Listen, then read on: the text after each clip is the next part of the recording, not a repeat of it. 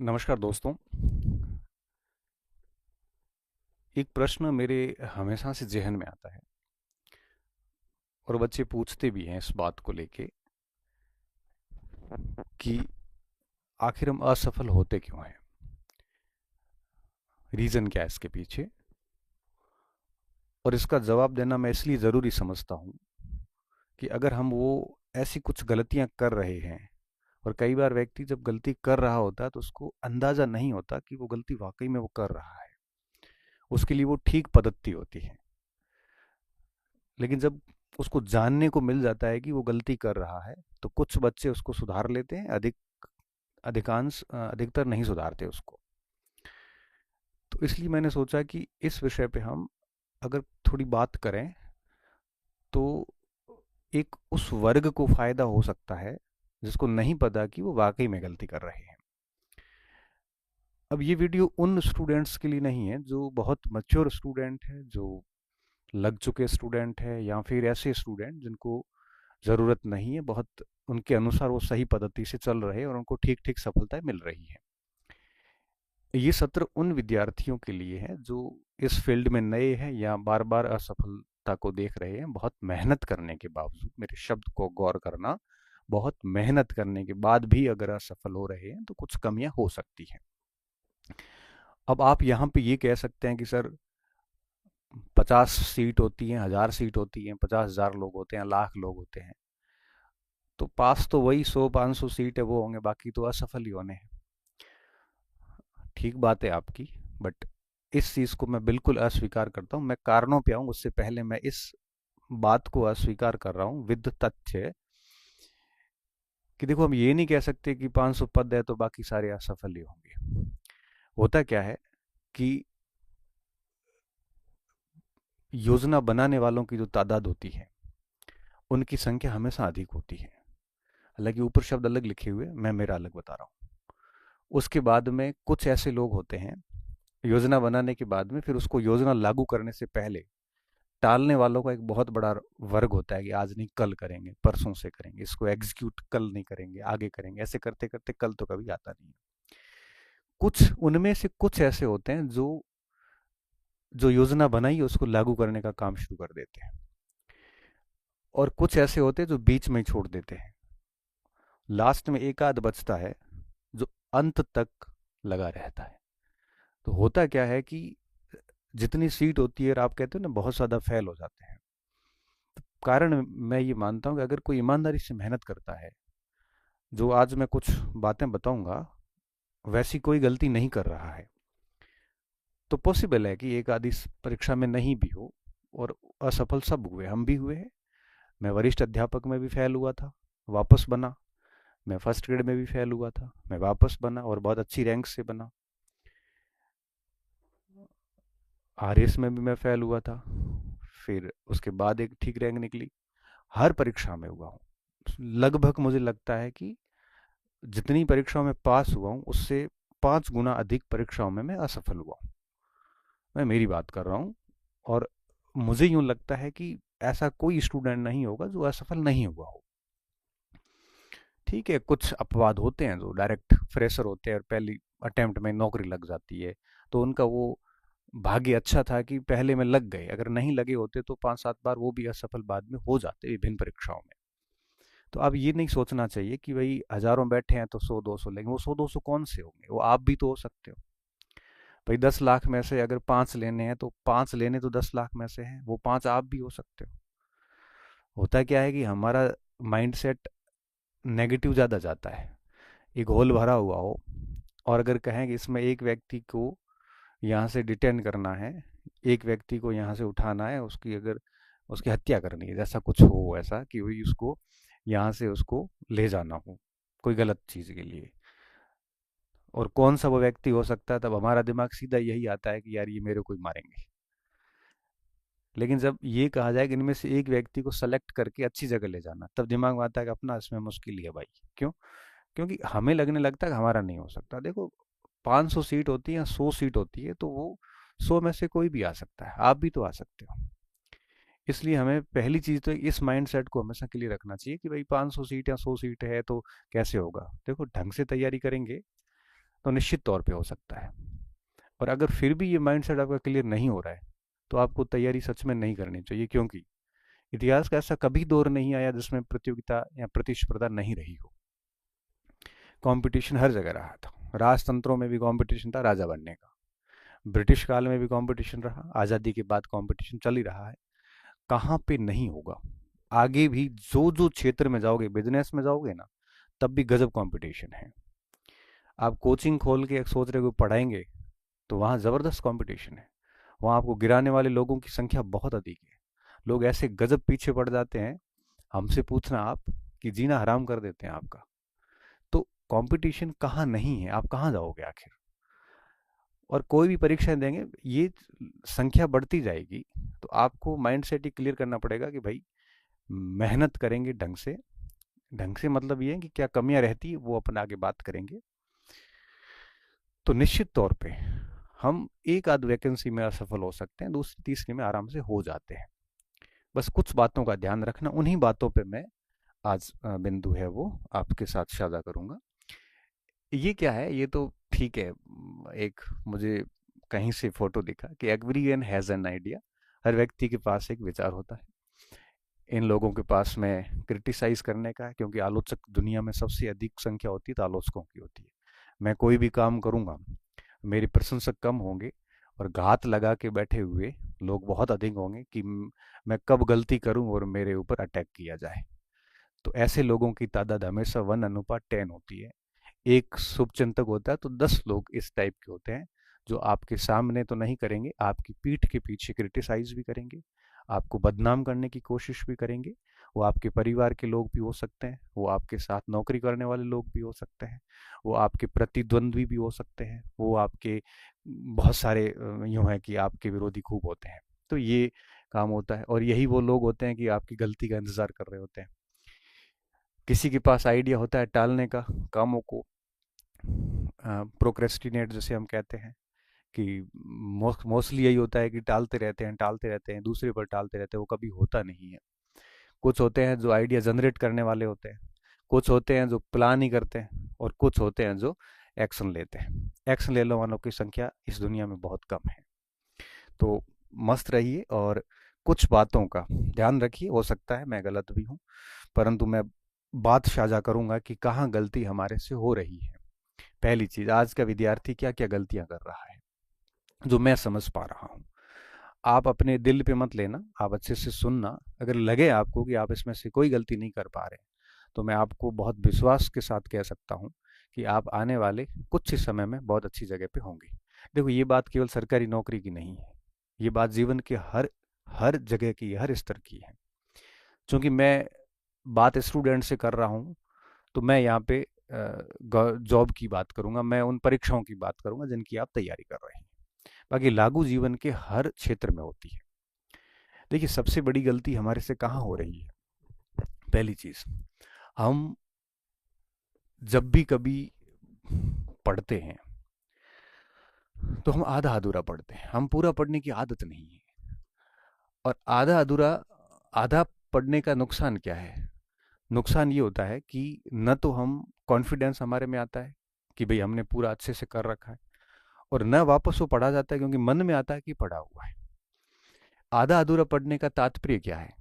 तात्पर्य ये है कि जैसे कोई पुस्तक ली तो उसको पूरा नहीं किया, बीच में छोड़ दिया।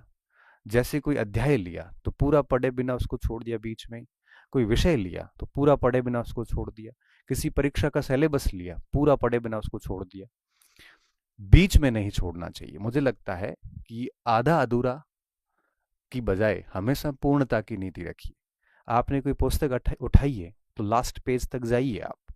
आपने कोई सिलेबस उठाया, लास्ट पेज तक जाइए आप। तो सबसे बड़ी बात यह कि हम है वो पढ़ना जब भी होता है हम आधा अधूरा पढ़ के छोड़ देते हैं, तो फिर ना तो वो याद होता है, और न वो अपढ़ा हुआ रहता है कि भाई इसको मैं बाद में पढ़ूंगा, वो भी नहीं रहता, वो बीच की घास हो जाती है पूरी।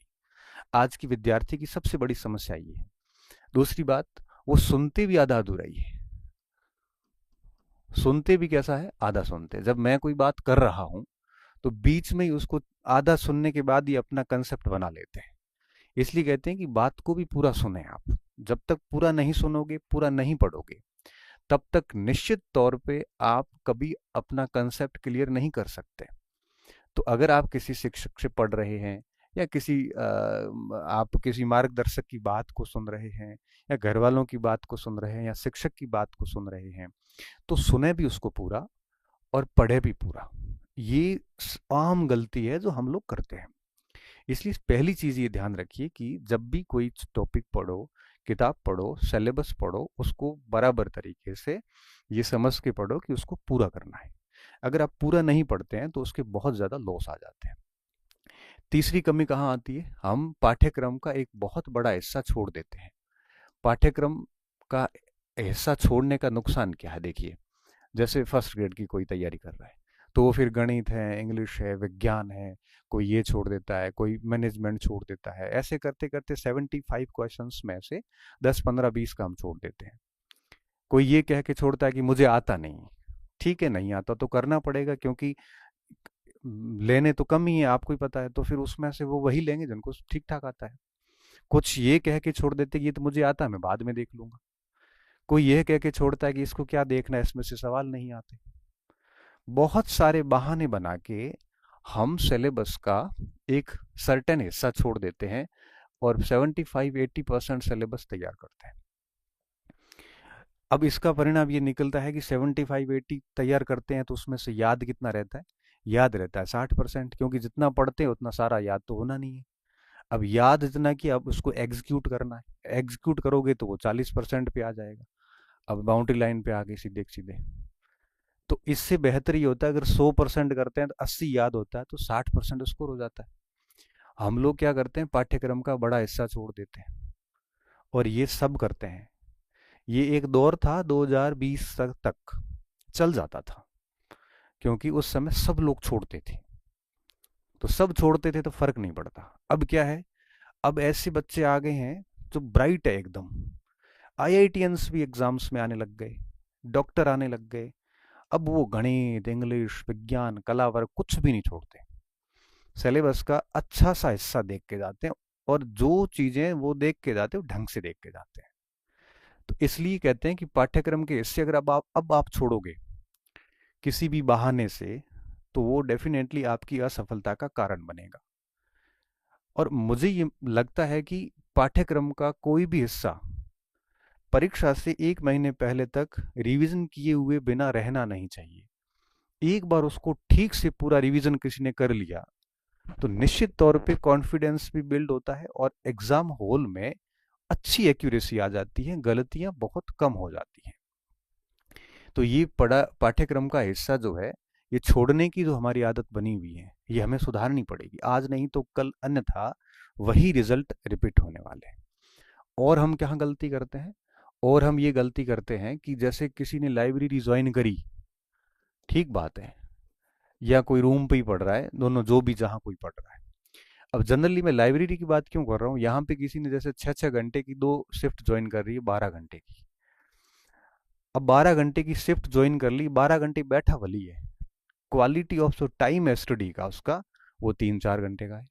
अब 3-4 घंटे ही आप पढ़ रहे हो, भले लाइब्रेरी 8 घंटे आपने लाइब्रेरी ले ली हो, फिर 3-4 घंटे पढ़ रहे हो, बाकी टाइम क्या हो रहा है? बाकी टाइम भले आप वीडियो डाउनलोड करके देख रहे हो, चाहे आप रील्स में फंसे हुए हो, चाहे आप दोस्तों से गॉसिप्स कर रहे हो, चाहे आप कट ऑफ की चर्चाएं कर रहे हो, कहीं आप किसी दूसरे शिक्षकों की चर्चाएं कर रहे हो, या कुछ नई कहानियां वहां गढ़ रहे हो। आप नई कहानियों से मेरा तात्पर्य जो मैं कहना चाह रहा हूँ आप अच्छे से समझते हो। तो तो अब आप सोचिए कि 8 घंटे की लाइब्रेरी में क्यों फॉर्मेलिटी कर रहे हो आप? ठीक है, 1 घंटा, 1.5 घंटा 1.5 घंटा पढ़ लिया, 5-7 मिनट घूम के आ गए, आधा घंटा घूम के आ गए, फिर 1.5-2 घंटे फिर एक शिफ्ट लगा ली, तो 8 घंटे की लाइब्रेरी में एटलीस्ट 5-6 घंटे तो पढ़ाई हो आपकी। मैंने देखा है कि 8-8 घंटे हम ज्वाइन भले कर लेते हैं। मैं ये बात सभी स्टूडेंट पे लागू नहीं है, मैं कह रहा हूँ ना, मैंने मैंने आपको बताया कि मैं जो कारण बता रहा हूँ, इनमें से आप जो गलती कर रहे हैं उनमें से होगा, हो सकता है एक आधा कारण हो, किसी के 2 कारण होंगे, किसी के ये कारण भी होगा, किसी के ये कारण भी होगा। कई बच्चे वाकई में 12 घंटे की लाइब्रेरी ज्वाइन करके 7-8 घंटे क्वालिटी टाइम पढ़ रहे हैं, बट वो यहाँ कहीं गलती कर रहे हैं।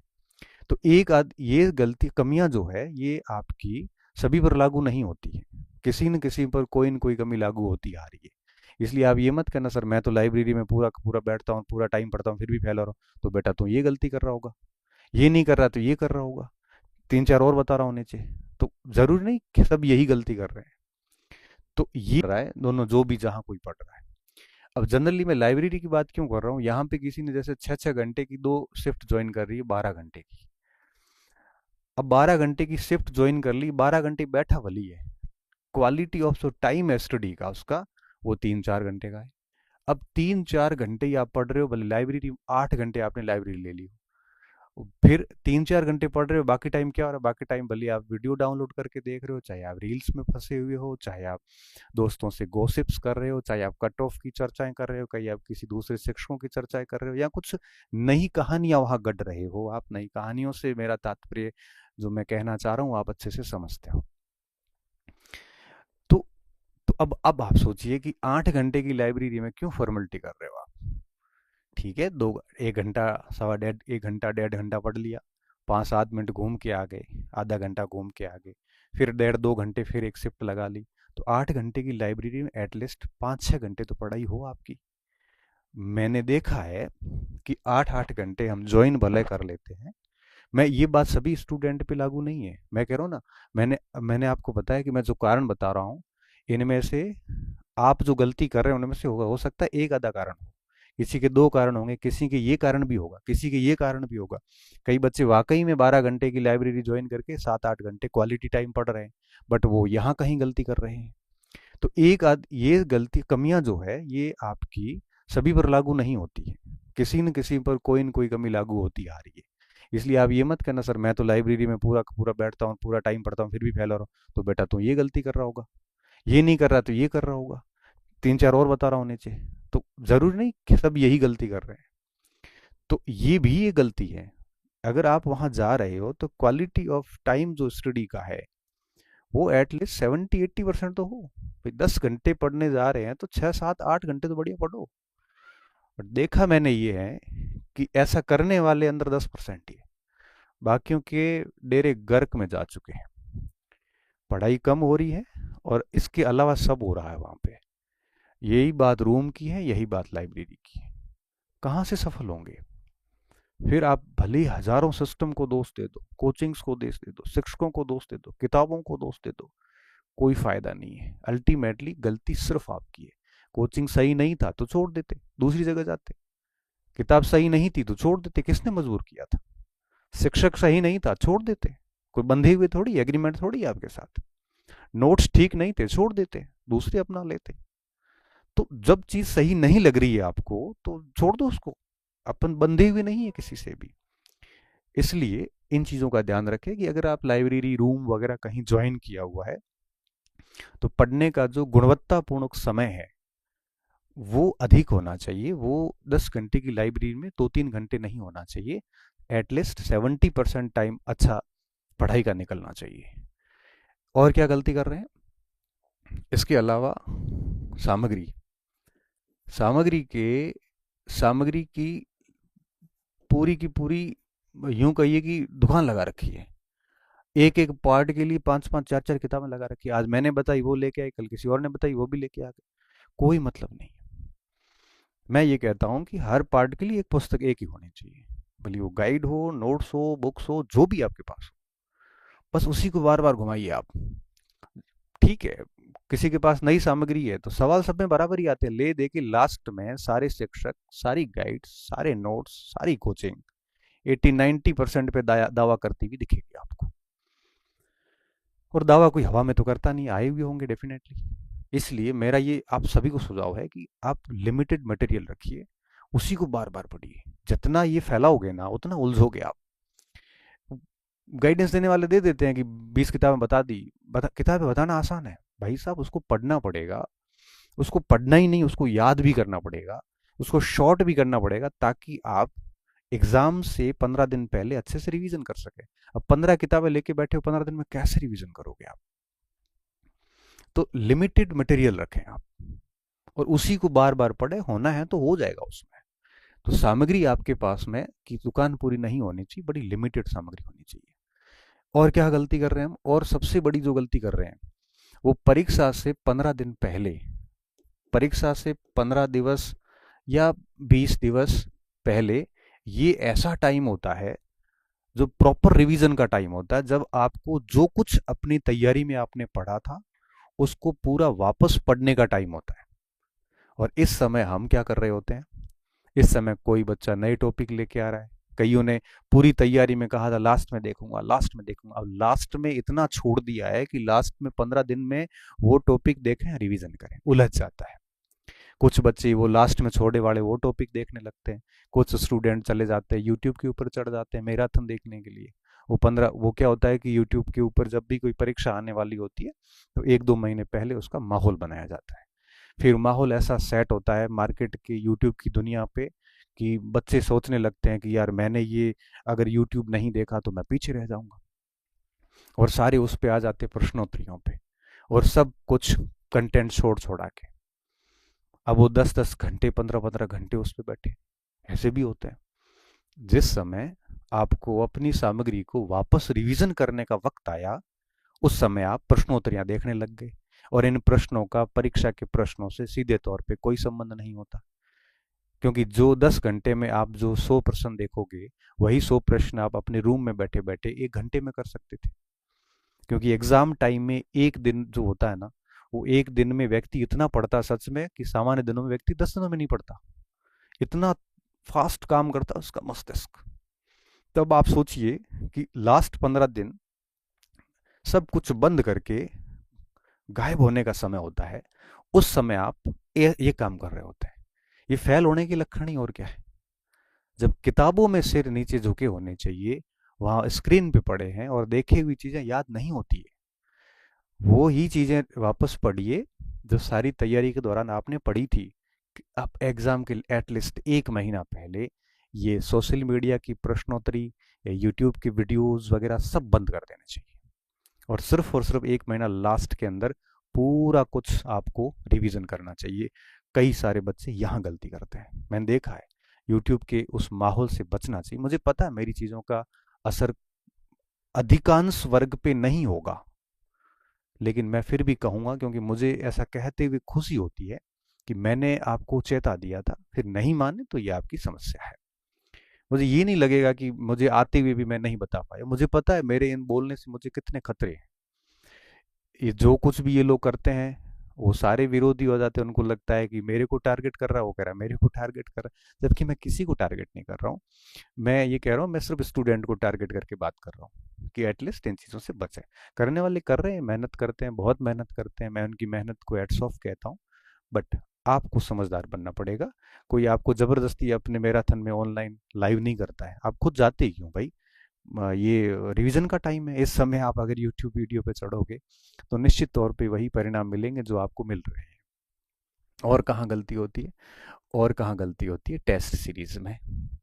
ये टेस्ट सीरीज का कल्चर नहीं था पहले, ये अब आया है। हमारे टाइम में ऐसी कोई टेस्ट सीरीज नहीं होती थी। ठीक है, देनी चाहिए, मैं मना नहीं करूंगा, क्योंकि मैं कहूंगा कि नहीं देनी है तब आप रुकोगे नहीं। मैं कहूंगा कि देनी है तो भी आप दोगे नहीं। बट जो भी टेस्ट सीरीज देते हो, मुझे लगता है इसमें बहुत ईमानदारी रखी। लड़के इसमें भी नकल करते हैं, लड़के लड़कियां सारे। अब इसमें क्या नकल करनी है?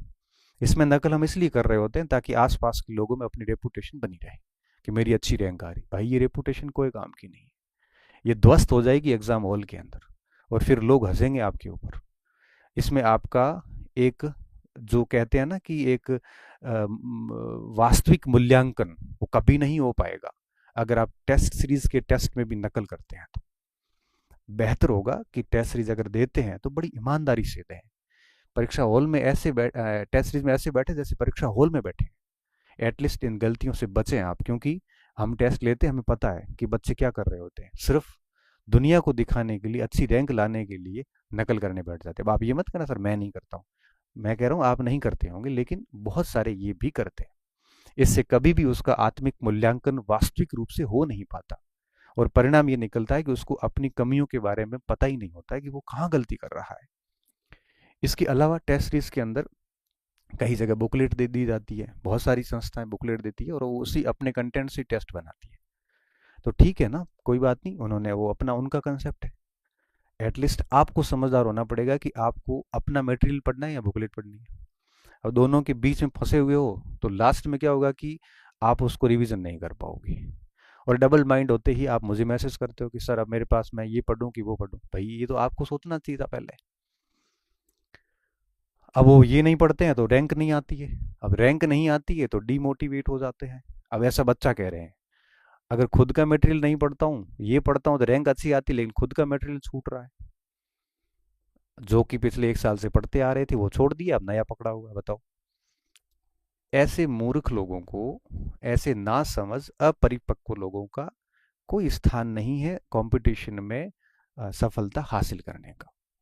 समझदार और परिपक्व होना जरूरी है, मेहनती होने के साथ साथ, बुद्धिमान होने के साथ साथ समझदार और परिपक्व होना भी जरूरी है। अन्यथा एग्जाम हॉल में भी अगर मान लो बहुत टफ पेपर आ गया, तो भी उसको नहीं पता कि उसको कितने सवाल करने पड़ेंगे ऐसे पेपर्स में। पॉलिटिकल साइंस का पेपर आया अभी, 6 बच्चे पास हुए। हालांकि हमने उसमें आरपीएससी को गलत माना है, और सच में मुझे लगता है कि बहुत गलत तरीके से, बड़ा स्तरहीन और बेहद ही बेहुदा तथ्यों वाला पेपर बनाया गया। जिसने पढ़ा उसको पता है। कईयों ने कोचिंग को टारगेट किया, कईयों ने मेरे को ही टारगेट किया कि नोट्स हो वगैरह मैंने आई नहीं। भाई मैं तो पॉलिटिकल साइंस पढ़ाता नहीं, मैं इतिहास पढ़ाता हूँ, और मेरे नोट्स में 90% सवाल आए हुए, मैंने यूट्यूब पे वीडियो डाल रखे हैं। मैं पॉलिटिकल की बात इसलिए कर रहा हूँ कि 3-3 साल से बच्चे मेहनत करने के बावजूद भी अगर वो उसमें उनके कंटेंट से 45-50 प्रश्न ही आ रहे हैं तो दोष बच्चों का नहीं है। ऐसा नहीं पूरे राजस्थान के पॉलिटिकल साइंस के बच्चे अयोग्य हो गए हैं। जिसने यूजीसी ने जिसको जेआरएफ दिया है, अगर वो बच्चा भी 40% नहीं ला पा रहा है तो डेफिनेटली उसमें कहीं ना कहीं पेपर सेटर की मानसिकता का दोष है। क्योंकि पेपर जब बनते हैं तो साइकोलॉजिकली ध्यान रखना पड़ता है, उसमें तथ्यात्मक, अवधारणात्मक, मध्यम लेवल सारी चीज़ों का मिश्र करके लाना पड़ता है। ध्यान रहे, परीक्षाएं चयन के लिए होती है, रिजेक्शन के लिए नहीं होती है, सिलेक्शन के लिए होती है। तो आपको सेलेक्ट ही करने हैं ना, तो रिजेक्ट थोड़ी करने सारे, रिजेक्ट ही करने होते हैं। तो 10 साल ही आप सभी को रिजेक्ट कर सकते हो, क्योंकि किसी भी विषय का अंत नहीं होता। ऐसे पेपर्स इन सारी चीज़ों से बाहर है। ठीक है, लेकिन जब बहुत कठिन पेपर आते हैं तो मुझे लगता है कि बच्चे को थोड़ा समझदार होना पड़ेगा कि एटलीस्ट 40% का कोटा पार कर ले बस। उसके बाद में अब उसमें 150 से 150 करने की जरूरत नहीं है। 40% का कोटा कैसे पार करना है, कठिन पेपर में भी अगर थोड़ी बुद्धि लगा के, धैर्य रख के और बहुत अच्छे से करे तो संभव है कि पास भी हो जाए। नहीं तो बिल्कुल ही फेल हो रहा है। तो समझदार होना बहुत जरूरी होता है। तो टेस्ट सीरीज में एटलीस्ट आप इन चीज़ों से बचें। और क्या क्या गलतियां होती है हमारे से, ये गलतियां तो होती होती, इसके साथ साथ में कई बार हम विद्यार्थी होने के साथ साथ में वकील होते हैं। हम क्या बन जाते हैं, वकील बन जाते हैं। जो कोई मेरा वकील है, कोई किसी और कोचिंग सेंटर का वकील है। अब जो मेरा वकील है वो दूसरों को गालियां निकाल रहा है। दूसरों के वकील, भाई देखो, किसी को कुछ नहीं मिलना, टाइम खराब आपका हो रहा है। अगर आप किसी और शिक्षक को गालियां निकाल रहे हैं, उसकी आलोचनाएं कर रहे हैं, उसको कोई फर्क नहीं पड़ेगा आपकी इन आलोचनाओं से। और जिसके लिए आप उसको गालियां नहीं कर रहे, वो भी आपको कोई पैसे नहीं देगा, क्योंकि वो अपना कारोबार कर रहा है। बेहतर है सभी का सम्मान करें, और जिससे पढ़ना है उसे पढ़ते जाए, नहीं पढ़ना है तो छोड़ दें। इसलिए अपना समय खराब मत करो, अपनी ऊर्जा को यूटिलाइज करो। ऐसे चीजों में ऊर्जा खराब करने से कोई फर्क नहीं पड़ता। मैं मोदी जी को कितनी गालियां निकालूंगा ना, मोदी जी को कोई असर नहीं होता है। वो अपना काम कर रहे हैं, प्राइम मिनिस्टर ऑफ इंडिया, क्या दिक्कत है उसको। आप सोशल मीडिया पे देखो, कई बहुत वाहियात लिखते हैं, कोई फर्क नहीं पड़ता उनको। सेम सेम स्थिति है। आप मेरे बारे में कहीं पे भी कुछ बोलोगे, मुझे कोई असर नहीं होता। क्यों? क्योंकि मुझे पता है मैं गलत नहीं। शुरुआत में मुझे भी होता था असर, और आज मैं मेरा काम कर रहा हूँ, ठीक है ना। 1000 में से अगर 100 लोग गालियां निकालेंगे तो कोई ठीक है। उसकी वो जिसकी सोच है, जिसके पास जैसे संस्कार है, जिसके पास जैसे शब्द है, वो वैसे ही बोलेगा। कहीं फर्क नहीं पड़ता मुझे। कई बार मेरे पास ऐसे स्क्रीनशॉट आते हैं जब मैं मेरे बारे में कोई आलोचना छोटी मोटी की हुई, हालांकि कम होती मेरे बारे में, फिर भी आती है। तो मैं उसको कहता हूँ, अरे मरने था, क्या फर्क पड़ता है। जिसकी जैसी सोच है, जिसके पास जैसे शब्द है, जिसके पास जैसे संस्कार है, वो वैसे ही बोलेगा। कई बार मेरे पास ऐसे ऑडियो रिकॉर्डिंग आती है। कई बार कोई मेरे साथी कहीं मेरे बारे में बोल रहे होते हैं, Ganpat Singh is not a good human being, as a good human being, कई बार ऐसे सुनने को मिलता है। मुझे कोई फर्क नहीं पड़ता। क्यों? क्योंकि मुझे पता है कि मैं क्या कर रहा हूँ, बस इससे अधिक मैं कुछ जानता नहीं हूँ। और विद्यार्थी मेरे बारे में कभी ऐसा बोलेगा नहीं। और बाकी बोलते हैं तो उनका, उनकी माइंड सेट है, हम किसी को चेंज नहीं कर सकते। तो सभी के होते हैं आलोचक वगैरह। तो आप लोगों को भी कोई आलोचना कर रहा है आपकी, तो कोई बात नहीं, करने दो ना। बढ़िया बात है, आप काम कर रहे हो इसलिए आलोचना हो रही है, अदरवाइज नहीं होती। ठीक है ना? तो आप लोग इन चीज़ों से बचें, किसी के भी वकील ना बने, अपना समय जो है वो सदुपयोग करें। ठीक है? और एक और कमी जो हमारे में देखने को मिलती है वो है सातत्य। ये नहीं है बिल्कुल। सततता जैसे हम कह सकते हो, सीधे गलत शब्द है सततता, मतलब आप कंटिन्यूअसली कह सकते हो, कंसिस्टेंसी कह सकते हो। परीक्षा तक हम नहीं पढ़ते, हम बीच में तैयारियां छोड़ देते हैं। अब जिस स्टूडेंट ने सिलेबस को ढंग से समझ लिया, ठीक से पढ़ लिया, अच्छे से सुन लिया, अच्छे से पूरा पाठ्यक्रम पढ़ लिया, लाइब्रेरी वगैरह का अच्छे से यूटिलाइज कर लिया, लिमिटेड सामग्री को रखा, परीक्षा से एक महीना पहले पूरा बढ़िया रिवीजन किया, टेस्ट सीरीज को बड़ी ईमानदारी से दिया, इन सारी चीज़ों से दूर रहा और परीक्षा तक लगातार एक ही टारगेट को फोकस करके लगा रहा, बिना कोई माहौल बनाए हुए, क्योंकि माहौल का जमाना है इस समय, तो वो बच्चा 1 या 2 अटेम्प्ट के अंदर अंदर अपना काम जमा लेगा। बाकी फेल होते रहेंगे, असफलताएं होती रहेगी, किसी और के ऊपर गढ़ते रहेंगे हम, कोई फायदा नहीं है। मेरी यही बात मैं कहना चाह रहा था आपको। तो मुझे उम्मीद है कि ये चीज़ें आपको कहीं ना कहीं फ़ायदा देगी और आप इन पे काम करेंगे। मैं आपकी भविष्य की, उज्जवल भविष्य की शुभकामनाएं प्रेषित करता हूँ। बस काफ़ी दिन हो गए थे कि बात नहीं करी थी आपसे। अभी करंट पढ़ा रहा हूँ, समीक्षा ले रहा हूँ, सारी चीज़ें ले रहा हूँ, लेकिन ऐसे मार्गदर्शन की बात नहीं हुई थी। तो मैं एक बार फिर चेता रहा हूँ कि अगर इनमें से कोई गलती कर रहे हो तो बेटा आप सुधार लीजिए। अगर नहीं कर रहे हो तो अच्छी बात है, आप डेफिनेटली पास हो जाएंगे। मेरा किसी से कोई द्वेष नहीं है, मैं मेरे काम में लगा रहता हूँ। ठीक है? बच्चों से बात करना, बच्चों को सही दिशा दिखाना, ये मेरा हमेशा से आदत रही है और शुरू से यही कर रहा हूँ। कड़वा बोल देता हूँ, बहुत अच्छे, बहुत अधिक सच्चाई बोल देता हूँ कई बार, इस वजह से कई लोग हैं वो खिलाफ भी हो जाते हैं, लेकिन मुझे फ़र्क नहीं पड़ता कि मेरे सच बोलने से अगर कोई खिलाफ होता है तो कोई बात नहीं, होते रहो। और हाँ, एक शिक्षक होने के नाते मैं समय समय पे ये बोलता रहूँगा। तो बहुत बहुत धन्यवाद विद्यार्थियों, अच्छे रहिए, मस्त रहिए। और हाँ, अगर ये वीडियो आपके काम का नहीं, आपको लगे कि ये बातें हम ऐसी गलतियाँ नहीं कर रहे हैं, तो मस्त रहिए और इग्नोर करिए और अच्छे से आप जैसा चल रहे हैं वैसे चलते रहिए। धन्यवाद।